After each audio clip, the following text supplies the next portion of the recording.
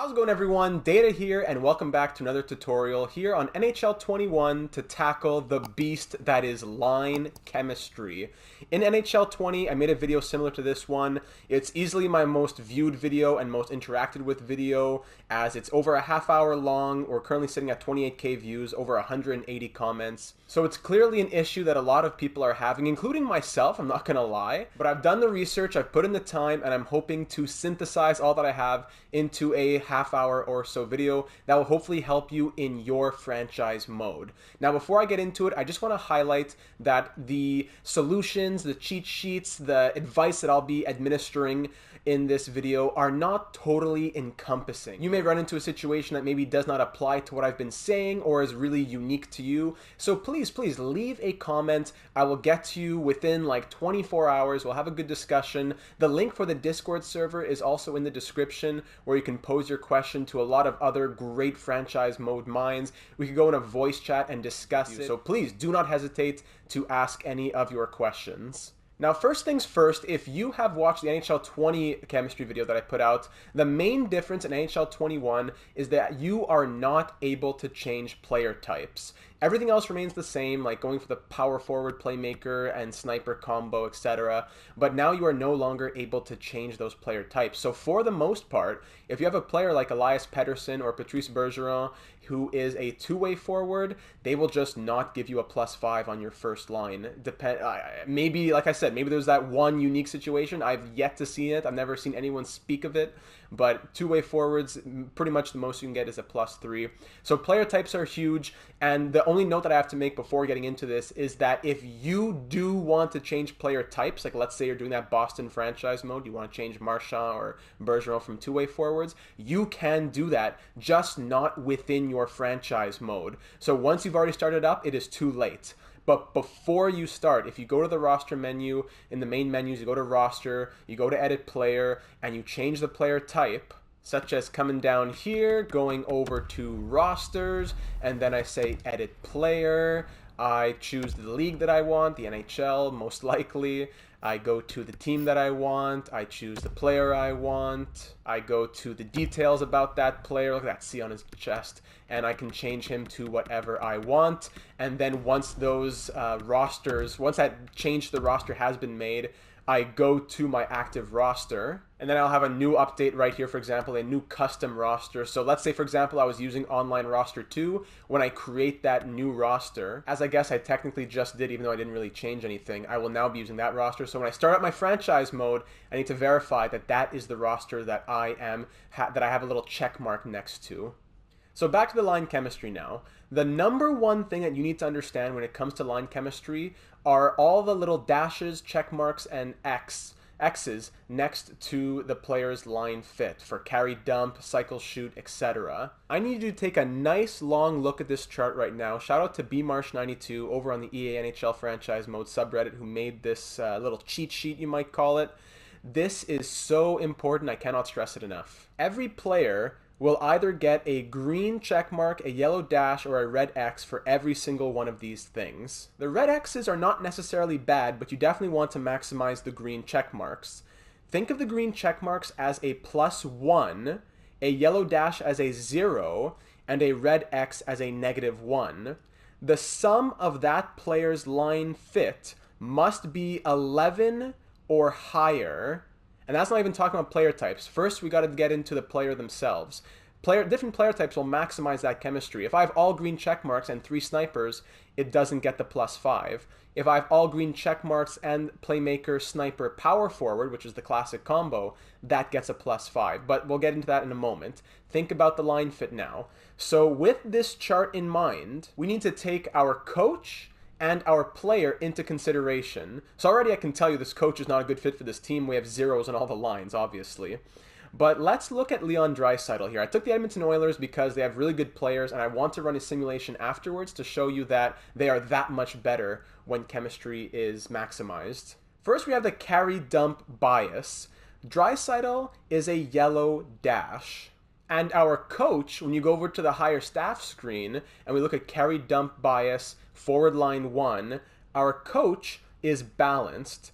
So if Draisaitl is balanced, he'll get a green check mark. If he is carry or dump, he will get a yellow dash. And the same thing applies to other coaches. If this coach said that he was dump, then if my player was dump, it would be green. If my player was balanced, it would be yellow. And if he was carry, it would be red. But this coach is balanced. Draisaitl is carry or dump, and that's what gave him the yellow dash. Now let's choose one of the red X's. Draisaitl, on his efficiency energy bias, gets a red X. Now looking at the chart, that means that our coach is either energy or efficiency, but he is not balanced. And going back to the coaching staff now, sorry, not the higher staff screen, but the coaching staff screen is where you want to go. Press R3 on PS4, and then you just want to scroll through to the last part. So efficiency, energy, bias. Our coach is energy, and that means that Draisaitl is efficiency. Therefore, the red X is present. So you could go through each and every one of those things and begin to calculate your line's score. So we said that check marks are +1, X's are -1, and dashes are nothing. So on this first line right here, so they're all playmakers, which is not ideal, but just look at all the X's as well. Just Draisaitl alone is -2 +1, so that's -1. McDavid is -3 +1, -2. Yamamoto is -3, so right away we're not even close to 11. This chemistry is not going to work. Okay, so how about we change up the player types maybe? A lot of playmate. Oh, here's a power forward. Could James Neal go on? Oh, okay, James Neal has a lot of check marks. And if you don't want to do all these experiments plugging in and everything, you can go look at the scheme fit. Oh, this is interesting. So now my player, you can go either way. You can look at the coach and see which coach has balanced energy, etc. Or you could go reverse. Which player matches the coach? So it depends. If you have a really good coach you like, you match players to your coach. If you have amazing players you don't want to change, you match your coach to your players. So this is where you come to look at your players' preferences. The coach says balance, my player says balance. The coach says shoot, my player says balance. It's just nothing. So James Neal himself gives me a +4 on that line score, but then McDavid's a -3, Draisaitl's a -1, -2, and then a +1, so it still doesn't work. I need a sniper. Oh, Tyler Ennis is a sniper. Does he fit the first line? Not really. But even though he doesn't fit the first line, he still keeps it at a +1 because of the player types. Sniper, playmaker, power forward.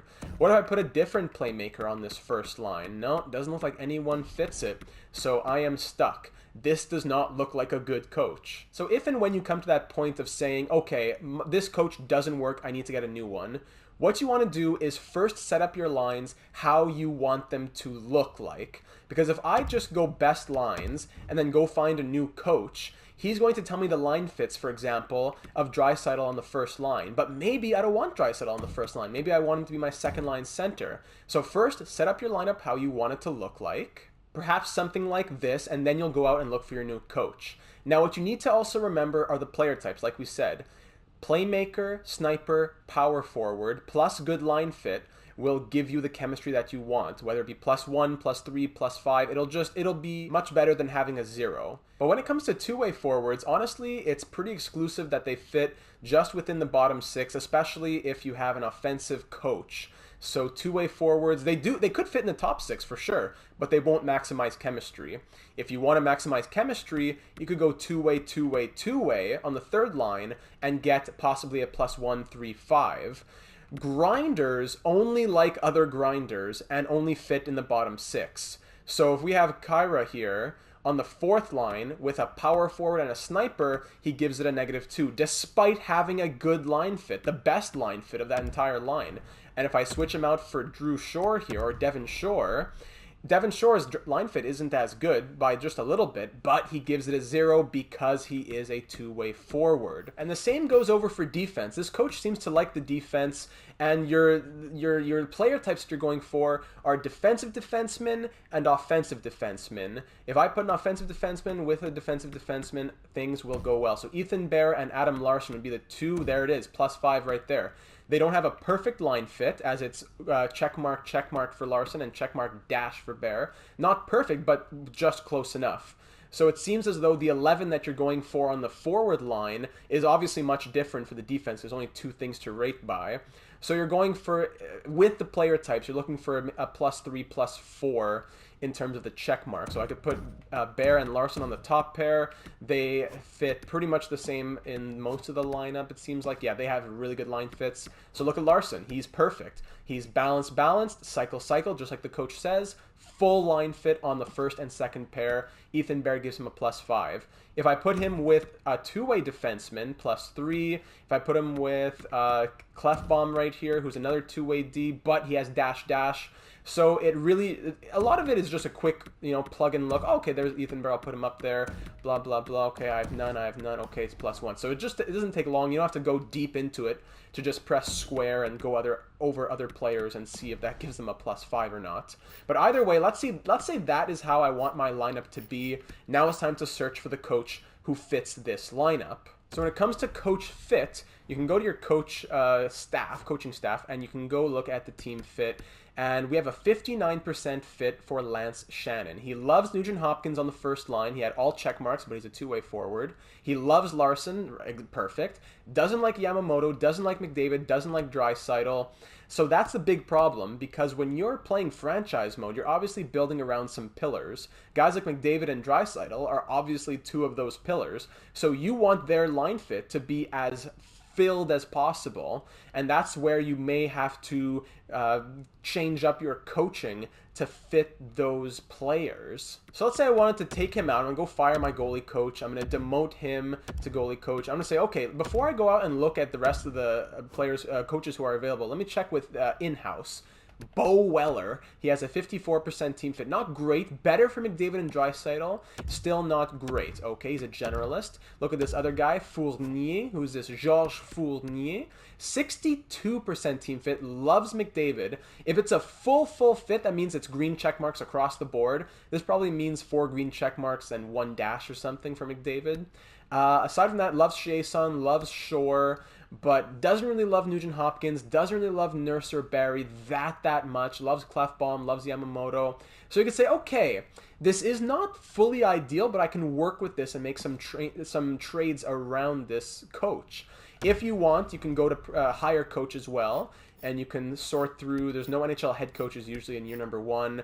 Associate coaches, you could search for team fit here, 48, 59, 60... 59, 55. You may find a great gem. Like, obviously, you want the higher the percent, the better. A really good fit is usually 70% and up, like 72 even, 75 is amazing. But if you don't get that, you may have to settle for less within the first few seasons. And then as you're getting into the assistant coaches, like, yeah, I can get good chemistry. Let's see, with coach over here, Sylvain Desrochers, 64% team fit. That's great. But he is C-rated, and he's not good at offense. He's not good on defense. Good special teams, not really a teacher, doesn't have good coach influence. And I used to think that this didn't matter at all because I had great success with teams that had bad coaches, that had good line fits. But that seems to be more of an NHL 20 thing. In NHL 21, I've realized, well, at least anecdotally, that the coaches overall has a big impact. I could have a great team, but if my coach doesn't have good attributes, it's not going to go well, despite the good team fit. So instead of a 64% C-rated coach, I'd rather stick with the 62% rated team fit B- coach. Staff chemistry also plays a part. 64 is not great. I'd probably try and promote this guy to associate coach, makes it 65. Not ideal, but whatever. It usually takes time to build staff chemistry. You're not going to get that right away in year number 1, but getting that above 80, 85% is most certainly ideal. Now, coming back to the team. Okay, Nugent Hopkins is a two-way forward. That's why he doesn't fit. Do I have anybody else that could go here? Chiasson could go. They're playmaker, power forward. Unfortunately, I don't have a sniper up here. But look, because of the check marks, so let's do the math here. Yamamoto is a +3. McDavid is a +4. I'm at 7. And now Chiasson gives me another +3, which brings me to 10, and a -1. That brings me to 9. So my line score is a 9. That's great. If I wanted the +5, I need 11 or more. But because I'm at 9, even though the player types are not there, I get a +3. Now, Edmonton doesn't have a lot of snipers. If I did bring Puljujarvi to this line right here, sniper, playmaker, power forward, now the line score is currently 3 - 1, so 2, +4, 6, 7, 8, then -2, we're back to 6. So Puljujarvi, McDavid, Chiasson gets a 6. If I want to have a +5 on this line, and I want to keep Puljujarvi and McDavid, I need a power forward. Not even if he had all 5 green check marks, it wouldn't be enough. So it just wouldn't work. Go ahead and stop right there. Don't break your head. It's not going to happen. Now here's where I'm going to change things up a little bit. Like a guy like Ryan Nugent-Hopkins, he's a top 6 forward, but he doesn't really fit the top 6 super well, and he's a two-way forward. So if I were going purely for chemistry, I would trade Ryan Nugent-Hopkins for probably a first-line sniper who could be here instead of Puljujarvi. And then I would probably put Yamamoto on the second line, put him with a power forward. But how's the line fit? Draisaitl's not great on the second line, but I'm not going to move Draisaitl off of the second line. So I wouldn't really be looking for a +5 on the second line. I'd probably be looking for a +3 because I'm not going to put Draisaitl down on the third line just to try and get a +5 on the second line. I'd rather have Draisaitl at a +1 or a +2 than Devon Shore at a +5, right? So I'm going to go make a few trades here. And when you are making trades, you have to make sure that you have your pro scouts looking around the NHL and uncovering players. So let's go, say I go to the player search and I want a first line sniper. I say I want a forward, I want him on the first line, and I want him to be a sniper. I go ahead and search the NHL, 21 results. I can pretty much go after whoever I want because I'm willing to trade picks and prospects. Okay, wow, look at that. Fits the first line and all penalty kill lines, but hold up. Following lines based on our coach Lance Shannon's scheme. These players have been scouted according to your old coach. Do not be fooled. Once you make a coaching change, you must re-scout that player before taking the Pro Scout assessment as reality. So my scout rated E, fantastic, Nora Delzato, Michael Delzato's mom. That scout can go and do a complete report on Kucherov. I don't know enough yet. Ovechkin fits the PK, fits the forward line. Oh, sorry, I forgot that this is glitched. Pasternak fits the first line, great, but we don't know yet. So once again, go give me a scouting report. So I keep scrolling, and let's say, okay, here's Vladimir Tarasenko. I'm going to go ahead and scout complete as well.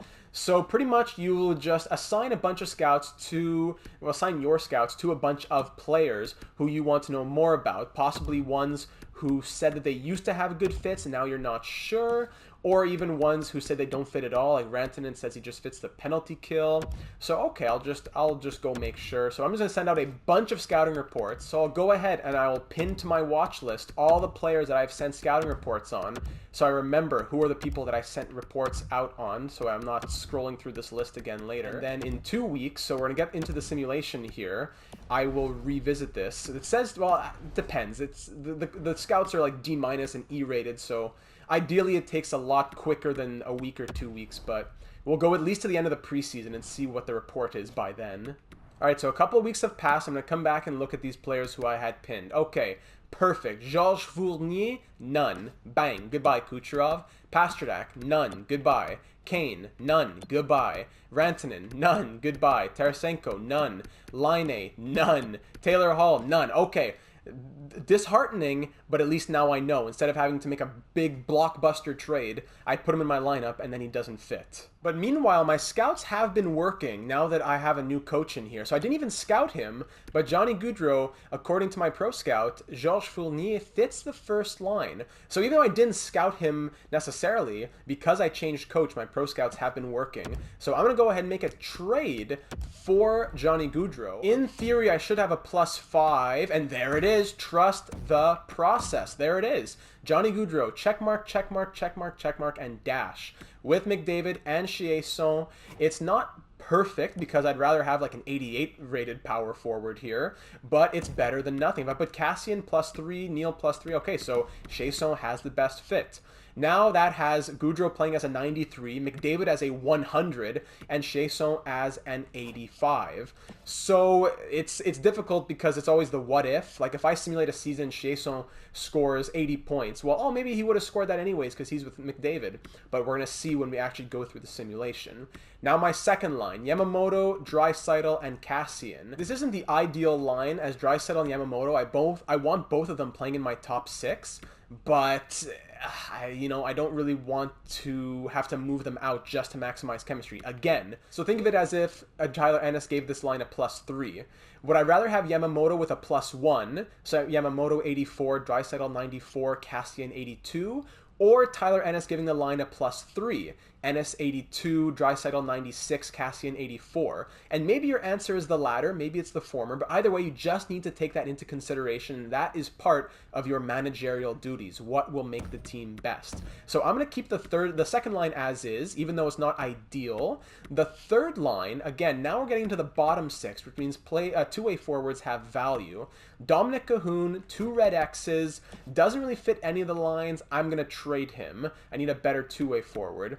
James Neal, power forward. Power forwards and two-way forwards get along pretty well, but player type wise. But snipers and playmakers do not necessarily, well, even sometimes playmakers, but again, this is anecdotal. Snipers and two-way forwards don't seem to mix. Devon Shore seems to be a nice fit, but Tyler Ennis and Jesse Puljujarvi, both snipers on the third line, not ideal. We could move somebody up here, or even down. Cahoon gives the fourth line a +1, and this would be a good team to roll with, but again, we're looking to maximize the chemistry, so I'm going to go do some more scouting. Let's look, okay, Joel Farabee, two-way forward, but again, he's a two-way forward, but high potential. That means he's going to grow. So when I go after two-way forwards, I don't want a guy like Farabee who's going to be pushing into my top 6. I want someone who kind of knows his place on the third line, if you know what I mean, because that's if I want to commit to this coach long-term, who doesn't seem to like two-way forwards within the top 6. Again, you could change coaches and mold your team in a different way.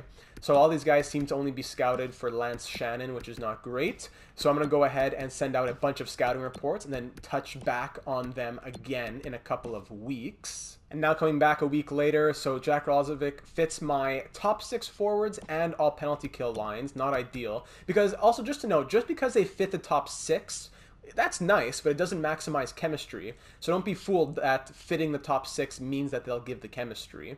All forward lines, that's nice to note, so that's good. Also sent out a report on Zach Hyman, doesn't fit any of the lines. Oscar Lindblom fits forward line 1. Brett Coleman doesn't fit any of the lines. So it seems as though with my little sample size of scouting that Adrian Kempe would probably be my best option as he fits all forward lines. But again, I was looking at third line scoring forwards. Often third line checking forwards would be a better way to do that.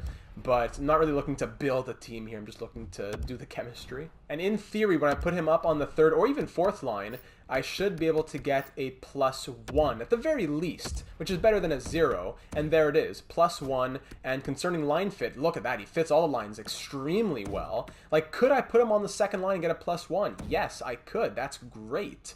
But it's not going to give me that +5. While Yamamoto, in theory, could, even though his line fit isn't great. So, again, take everything with a grain of salt. It's a lot of mixing and matching. And, like, if I were really, really looking to try and maximize this team, I'd probably get an even different coach. But that would be in the future, because at the moment, he's the best available. So to furthermore tweak this lineup, if I wanted to just kind of swallow that +1 on the second line, but I really want to go for a +3 on the third and fourth line, what I'm going to have to do is try and get a better third line center, because Kempe has the check marks. Neal, not bad, but it could definitely be better. But I try to look for a really good third line fit, and then a fourth line comprised totally of grinders. So I already have Kyra here, who can be my fourth line center, as he's already a grinder. Then I just need left and right wing grinders. So looking at the grinder options here in the NHL, Delorier, Roussel, Hathaway, they're all scouted according to our last coach. But really, I'm not looking for perfect fits. I care more about the player type than the line fit for the fourth line. Like, if Nick Delorier doesn't fit, but he's still a grinder, I'd rather get the 3 grinders to give it a +1 or a +3. So I'm going to make a quick couple trades for Delorier and Roussel.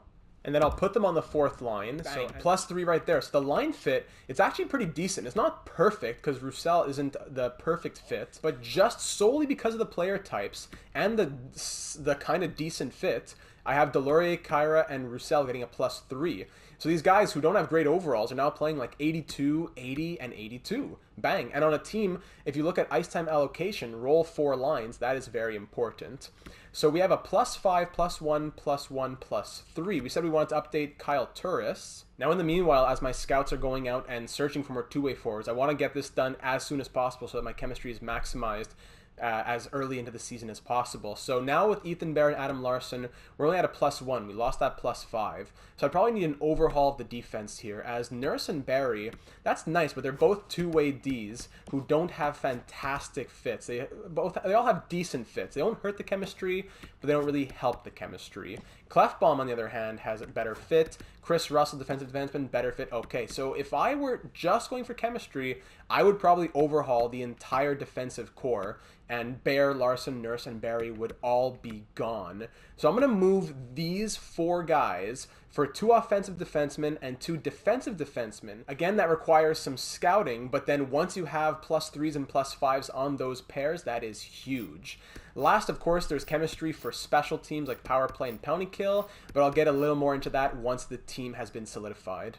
So unfortunately, every good offensive defenseman in the entire NHL does not fit Georges Fournier's line fit, or scheme fit, whatever you want to call it. So unfortunately, we're not going to be able to get any new one. I did go get Torrey Krug because he had a decent fit. Not great again, but decent. So I went for him, even though Fournier is an unfavored coach for him. So we got Torrey Krug. We got some other updates. And although we now have 9 green check marks on the 3rd line with Kempe, McKenna, and Lawton, the line that I went out and got, we still only get a +1 because it's two-way, and the coach is a physical coach. So if he was a generalist coach or a defensive coach, I believe two-way would give him, and the 9 check marks would give a +3 at the very least, but unfortunately we're stuck at the +1 despite having a good fit.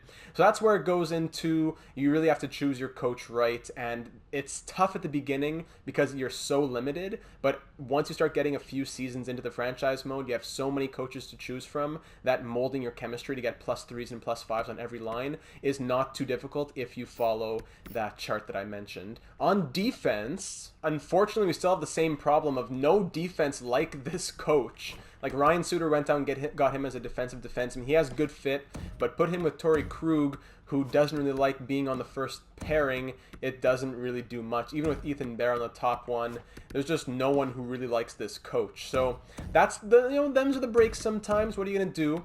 So I would just do it as well as I could, get the +1s, and then just live my life. I'm not gonna cry about it. I'll put Clefbaum up here, and there you go.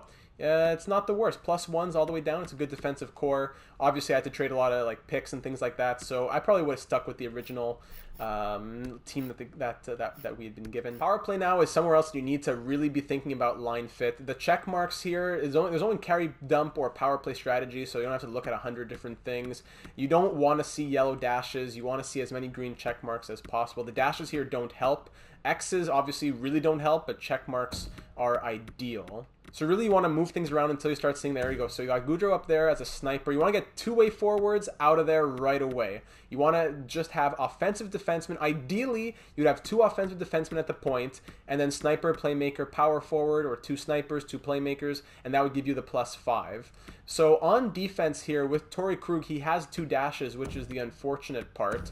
If we went and put with Ethan Bear, another offensive defenseman, we do get a +3, but it doesn't go to the +5 because of the dashes. So even though we're sniper, playmaker, could put a power forward, but no one gives it a +5. You can check it out, and that's unfortunate. So two-way forward, you don't want to keep two-way forwards, like I said, so Kempe would come out. In theory, you could even double shift some people. You could put Ethan Bear on both pairs, if you both units if you wanted to, and then bang, there you go, a +3. So if you really wanted him to be getting ice time, that wouldn't be a bad idea. Chiasson is a power forward sniper, not bad at all. +3, we will take that. 4-man power play, not hard to get +1s. Just, again, you don't want to have two-way forwards, so not a lot to think about. Ethan Bear down here, +1, there you go. Doesn't take a lot. Penalty kill now, this is where the two-way forwards and the grinders come in handy. Because even though, look at Scott Lawton, he has an X on the penalty kill strategy. We have a dash from Kyra, and then we have 2 check marks on defense. That gives us a +1 solely because of the player types. If I had snipers who had check marks, this would be a 0. But because I have a two-way forward and a grinder, even though it's an X and a dash, I get a +1. So you really have to look at the player type for penalty kill. But obviously, do I want 81 and 77 and a +1, or do I want Connor McDavid and 77 and get a 0, right? So you really want to mix and match as much as possible. Suter and Petrie both got, let's see, Larson gets an X. So that means how we would fix this would go to Oscar Klefbom. Hopefully he doesn't. Yeah, he gets a check mark, so now we're at a 0. We don't want McCann here because he gets an X. So then we try Draisaitl, even though he's a sniper. So a sniper, and he has a -1, but he still has 85 shot blocking, 93 stick checking. I'd rather have him at center, right? So I'll do what it takes. Not a good coach for penalty kill, unfortunately. Everyone getting X's. So again, not a coach I would really build around. It's just because Draisaitl is a sniper, that's why. So if you take out Draisaitl as a sniper and put McCann instead as a two-way forward, even though he doesn't fit, and then replace him altogether with Kempe, Draisaitl, we get a 0. See, 82, 81, both with X's, but we get a 0. So that's, you know, what this video is to maximize chemistry, so that's what we'll do. The 3-man PK is the hardest thing. I don't know why, but it is almost impossible to get even like a +1 on the 3-man penalty kill. This is like a running joke within the NHL franchise mode community. I get, look at this, dash, dash, and check mark. Two-way D, offensive defenseman, understandable. Let's put it defensive defenseman. Adam Larsson, okay, 0. So look at it. X, checkmark, dash, and it says 0, despite it all being the right player types. So you just gotta take what you can get. Like Lawton at an 81. I'd rather have McDavid out there, even though it gives a -1. Whatever. Why does it give a -1? Who knows? Even though he has 93 defensive awareness, 90 stick checking, blah blah blah. There's no chemistry for 4-on-4 or 3-on-3. Extra attacker, shootout. Shootout I go by accuracy. So if you look on the right side, 93, 95, 89, 82. That's how I go for shootout lines, but no chemistry for that. Goaltending, no chemistry for Koskinen and Smith. The scratches here, we're just going to keep them because injuries are off. So pretty much the main experiment is to see how well does this team do.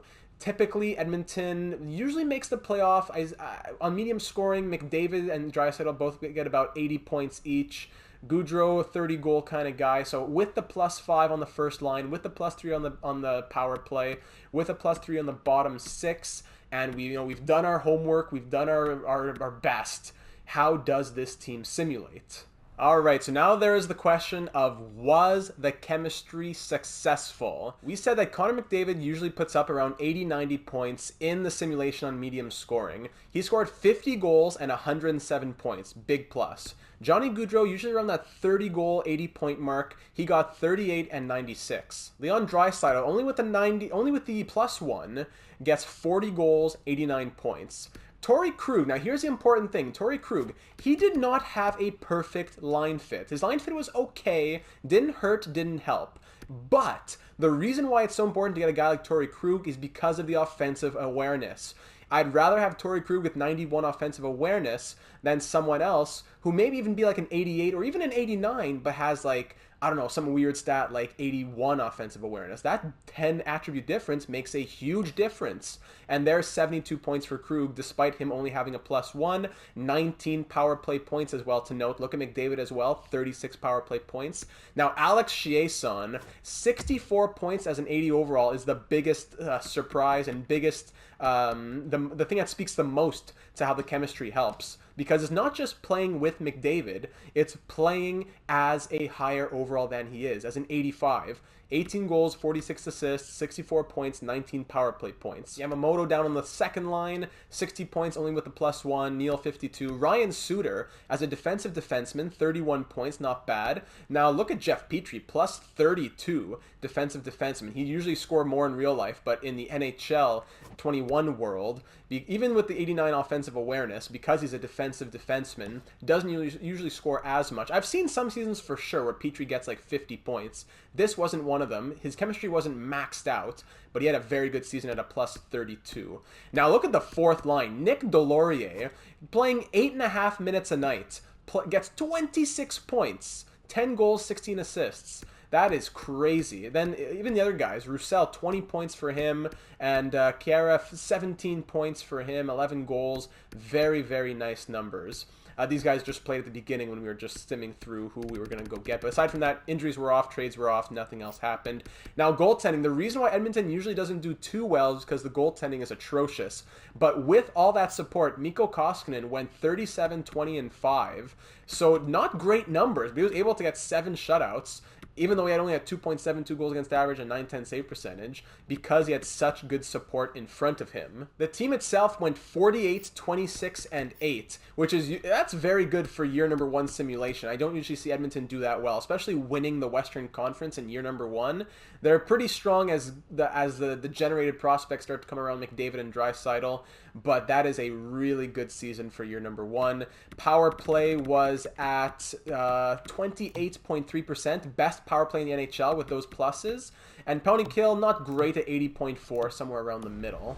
And then in the playoffs, that was good enough to go all the way to Stanley Cup Finals and losing 6 to the Lightning. So again, year number 1 Stanley Cup run from Edmonton, quite rare. Usually they do well. Usually they're in the playoffs, first, second round. And I say this is, of course, once again, anecdotal evidence from all the simulations that I've done. But year number 1, 2020-21, to go to the Cup Finals, very rare. And then in the playoffs, McDavid, 28 points, Gaudreau, 26, Draisaitl, 21. Where's Nick Delorier? Here he is, 5 assists in 20 games for Nick Delorier. Love it. So his team wasn't ideal. There definitely could have been a lot more maximization of chemistry, but just to show you, just with a +5 on the first line, +3 on the fourth line, +1s in between, defense +1s, and then power play +3s, that is how good this team could be. Without any of that, I'm sure it still would have been a good season. McDavid, 80, 90 points. It would have been a playoff season, but like I said, it just gets that much sweeter when you have the chemistry. Now, just look at the rest of the NHL to compare to McDavid as well. He won the Art Ross Trophy, so when I say that he usually gets 80, 90 points, that's because of the simulation. Like, even these big names up here are not getting much higher than 90 points. You'd think, oh, in the NHL simulation, they must score 40, 50 goals because they have good players on their side. No, usually it's in the 80, 90 point range, and that looks to be true for all of these players. The only one who got close to McDavid was Marner and McKinnon, 99 and 104. And that's because, they're playing with really great line mates. And then on defense, Torrey Krug, 72 points for him. Carlson usually gets in the 70s, but Krug I usually see closer to 50, 60. So Torrey Krug at 72 is very nice. So, hey, in 2 penalty minutes, give him the Lady Bing.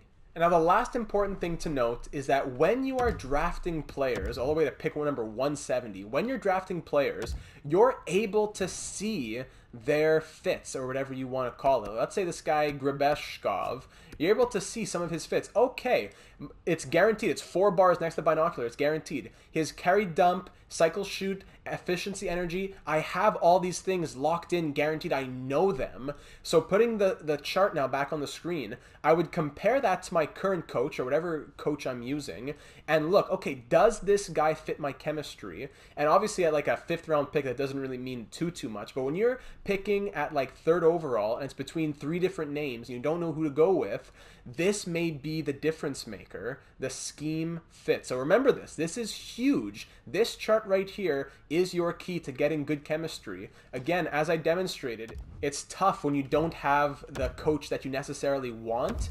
But as you get deeper into your franchise mode, you will find that golden coach. If you've watched some of the series here on the channel here at Franchise Mode, especially in NHL 20, you will remember that there were coaches that we had for like 15 to 20 seasons that were just absolute monsters. You build around them. You get, ideally, you also get the same kind of coach in your AHL system. If you could get your NHL coach and your AHL head coach to have the exact same tendencies, then that is golden, because you know when they are in your AHL system that they will also fit your NHL system. So if you could have the same coaches when it comes to overload, balance, shoot, blah, blah, blah, and it takes work. It's not the craziest thing because there's only a certain number of coaches, so you'll definitely find them.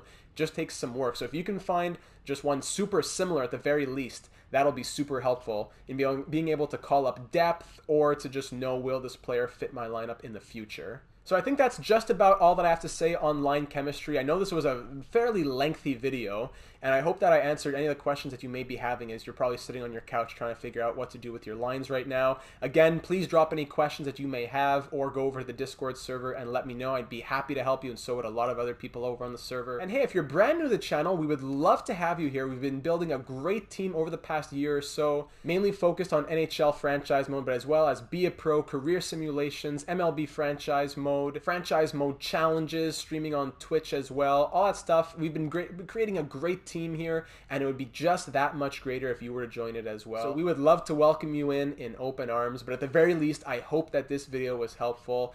And if you need help with anything else, like scouting, for example, I have a tutorial out on that. Or please let me know if you have any other totally separate questions that you may want a tutorial for or to hear more about. Because obviously, you can go a lot into morale and player development and how the coaches fit into that. So coaching breaks down to a lot of other components. And especially in NHL 21, where if you have morale turned on, player growth is glitched. So that's a real big issue. That's why I don't play with morale on. But anyways, I digress. Thank you once again for watching, and I look forward to seeing you again in the next one.